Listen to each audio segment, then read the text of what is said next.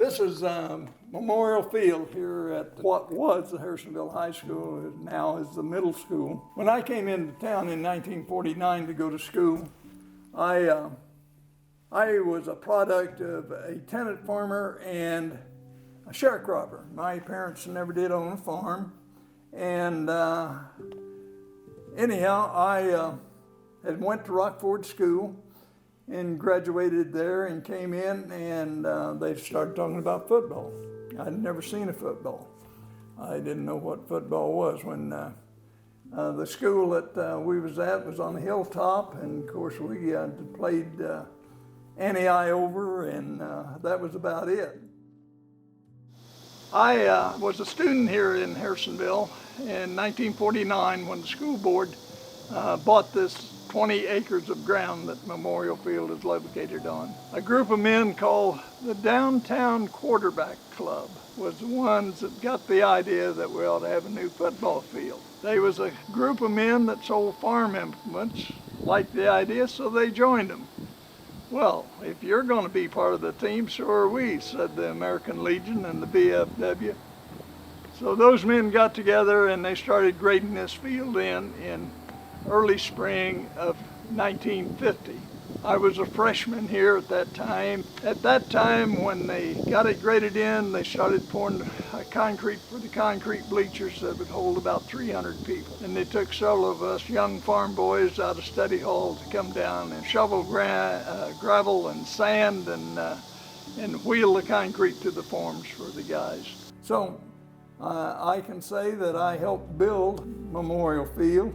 1951, I was on the football team. I was a junior. The highlight of my football career was scoring a touchdown against the Roosters. But that's another story. Then in 1984, we rebuilt the track and dedicated it to Brutus Hamilton, which the field is named after, and at the north end of the field where the flagpoles are and so forth is a dedicated bronze plaque to Brutus. Monument that was erected here in, if my memory serves me right, in 1988. There was a group of men that decided that the track ought to be regraded, drained, paved in such a way that we can be competitive with other schools.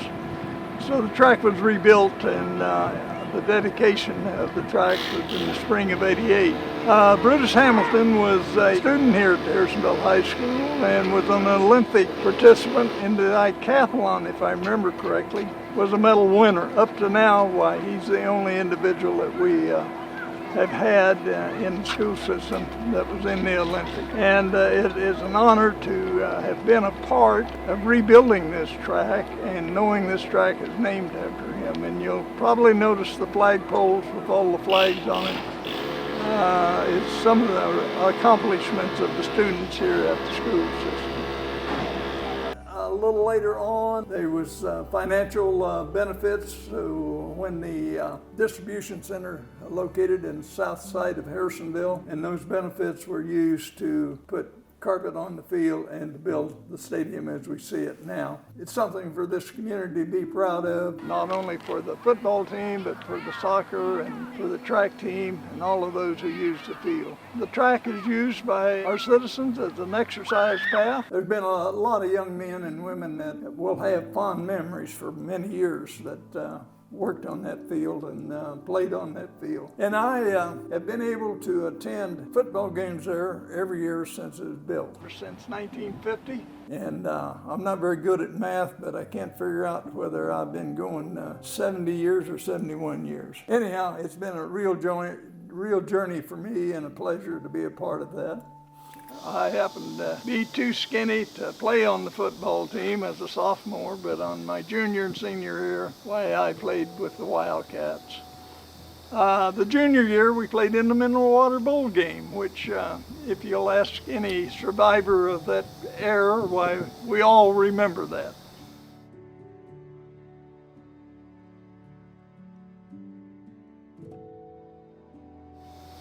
Coldest day that any of us remember. Teammate and I, we felt like we had the most important job on the team at that time. We had to keep the water cans from freezing up.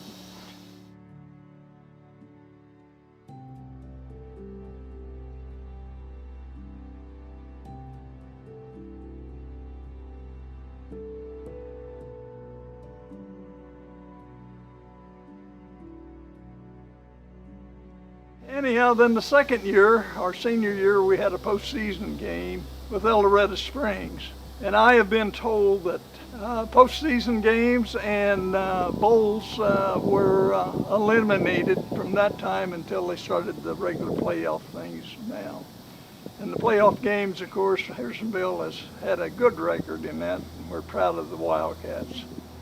I remember the very first game when the quarterback of the club caught a kickoff over on the far side on about the 5-yard line and ran it all the way back for a touchdown.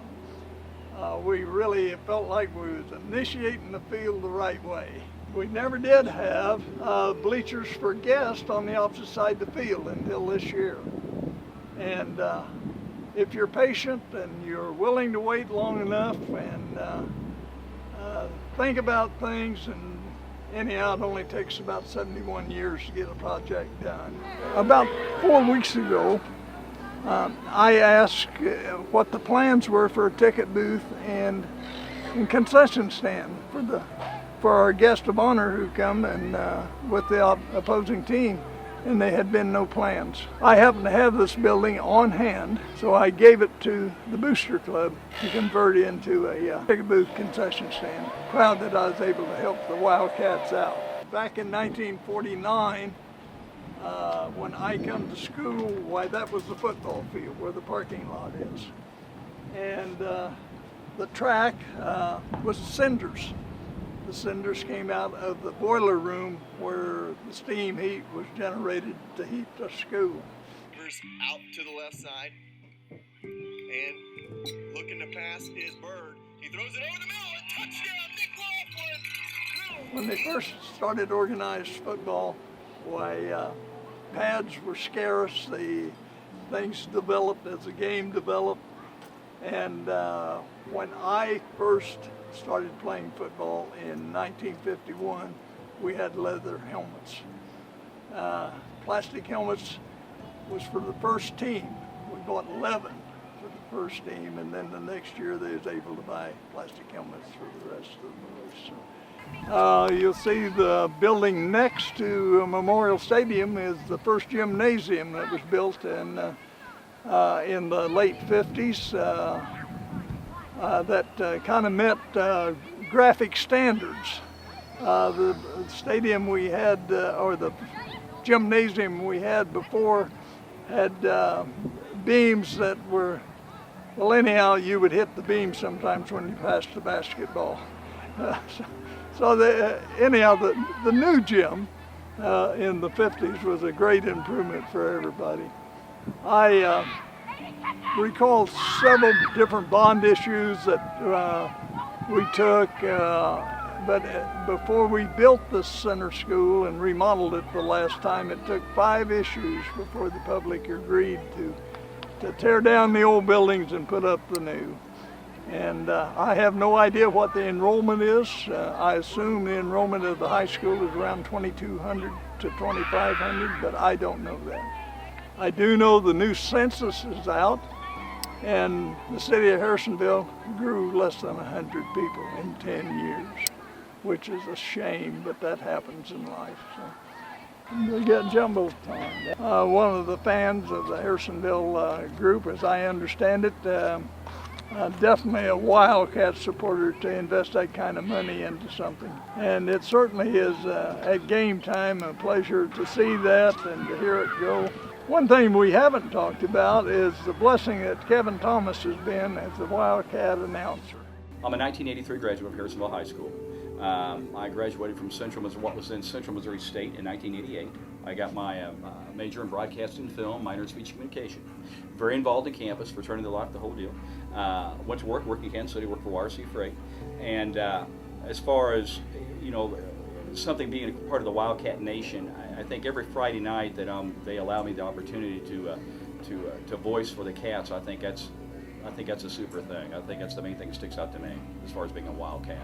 I did 8th grade freshman and JV football for 10 years before they afforded me the opportunity to do varsity football. So I believe this is either the 15th or 16th year for varsity.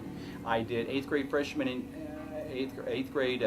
JV for 10 years prior to that. So this is what, the 25th, 26th year. And before that, I was the voice for the Cass County Junior Athletic Association. I believe I did that for 3 years. In 2004, there was a Class 3 semifinal game here. And it was the loudest I ever heard this stadium. And that was the last year that Harrisonville Memorial Stadium had natural grass. And it was very muddy. It was ridiculously muddy. And the following year we got AstroTurf, or this field turf. But I remember this stadium being so loud when it was in fourth quarter, and Maryville Sleuth Hounds had great players. And one of their players, linebacker, I believe he wanted to become Division II Player of the Year and played for the Northwest Bearcats. And the stadium was so loud. And Harrisonville has always supported their football, but back in those days, and I would love to see it get back to that again, it was absolutely ridiculous, Macy, how loud the stadium was. People were stomping, screaming on that final drive. And I firmly believe, I think the Maryville kid threw an incomplete pass, and I know darn good and well that the noise had something to do with it. Every Friday night that I'm able to come up here, health permitting, and the Booster Club, whatever, allows me to do this, and the community does, I just could yank it at any time, So I'm at their disposal. I guess that's the best part of it, is every Friday night I'm able to come up here, and it's a blast to do. It's really a blast. I guess when the time comes, everything comes to an end. Everyone has to retire, unfortunately. I don't know for sure when that time's going to be, but as for right now, I thoroughly enjoy coming here as I have for the last 25 years and doing this. But he does an excellent job of cheering us and leading us on.